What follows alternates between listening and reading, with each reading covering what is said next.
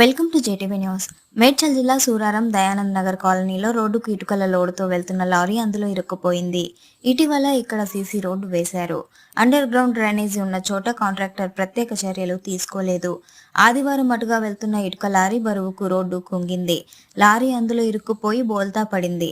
పక్కనే ఉన్న కరెంటు స్తంభం ఇంటిపై వాలింది. కరెంటు స్తంభం సగానికి విరిగింది. ఆ టైంలో అక్కడ ఎవరూ లేకపోవడంతో ప్రాణ నష్టం తప్పింది.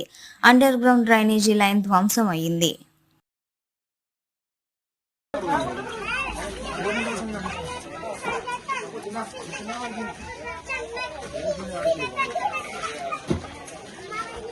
అయిన